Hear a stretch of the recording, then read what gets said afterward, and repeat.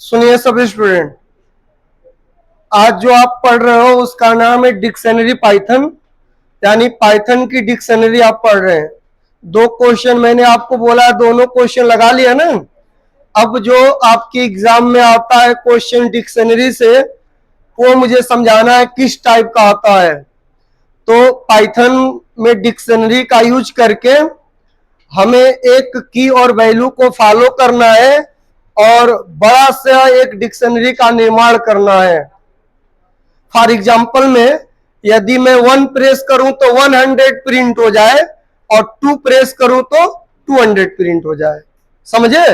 उसी तरह 5 प्रेस करूं तो 500 प्रिंट हो जाए। इस तरह का एक डिक्शनरी बनाना है पाइथन लैंग्वेज का यूज करके। तो सुन लीजिए, पाइथन लैंग्वेज का यूज करना है आपको।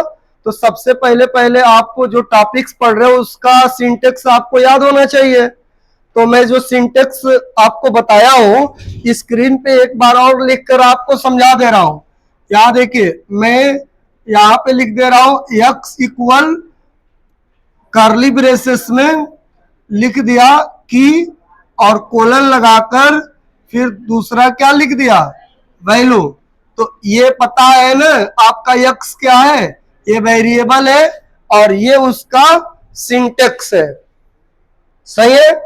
इसी को फॉलो करके 1 पे 1000 प्रिंट करना हो और 2 पे 2000, तो इसको कैसे बनाएंगे पाइथन का यूज करके। तो देखिए यहाँ पे मैंने लिख दिया x1 इक्वल कर्ली ब्रेसेस में। तो x1 क्या हो गया बताइए आप लोग, वेरिएबल। x1 एक क्या है, वेरिएबल है। फिर उसके बाद से मैंने लिखा 1 और फिर कोलन लगाकर 100 लिख दिया।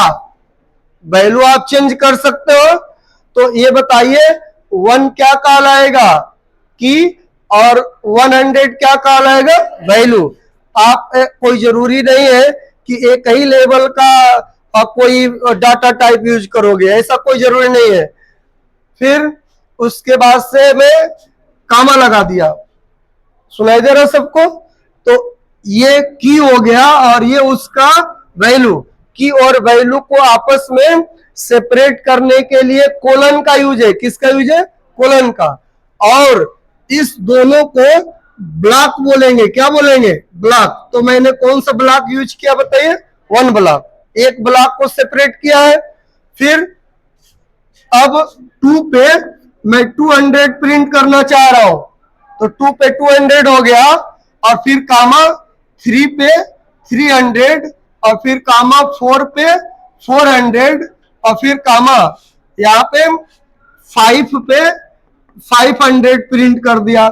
इसका मतलब है की और वैल्यू डिफाइन करना आपके हाथ में है, लेकिन आपके अंदर समझ ये होनी चाहिए कि जब भी मैं की और वैल्यू को डिफाइन कर रहा हूं तो की स्ट्रिंग नहीं ना है, वैल्यू स्ट्रिंग नहीं ना है। इस बात को ध्यान देना पड़ेगा। आप की को इंटीजर में भी यूज कर सकते हो, फ्लोट में भी यूज कर सकते हो, स्ट्रिंग में भी यूज कर सकते हो। उसकी वैल्यू भी इंटीजर, फ्लोट, स्ट्रिंग या बुलियन यूज कर सकते हो। लेकिन सब चीज मिलाकर मैं ये कहना चाह रहा हूं कि आपका ध्यान अगर की और वैल्यू पे रहेगा तो डायरेक्ट आपको समझ में आएगा कि हम कैसे डिफाइन करें इसको।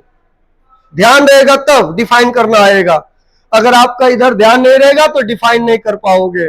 इसलिए फिर देखिए ये ब्लॉक 2 हो गया, ब्लॉक 2, और फिर इसको बोलेंगे की और इसको वैल्यू बोलेंगे।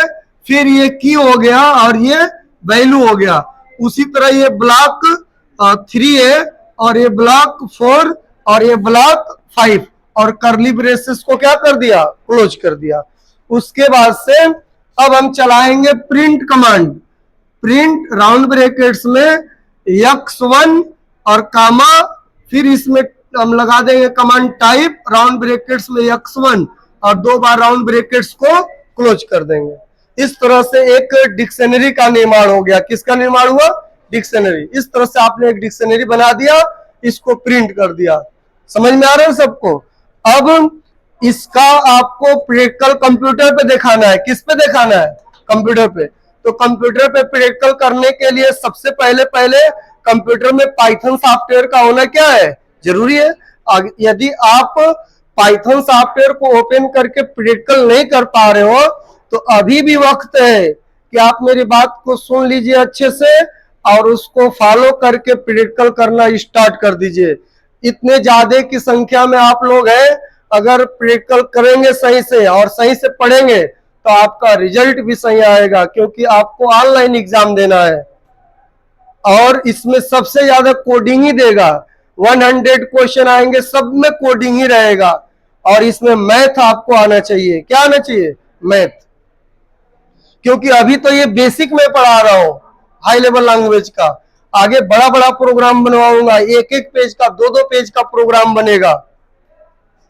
सुन रहे हो ना आप लोग? तो ज्यादा से ज्यादा कोशिश ये करिए कि हर क्वेश्चंस आपको समझ में आ जाए।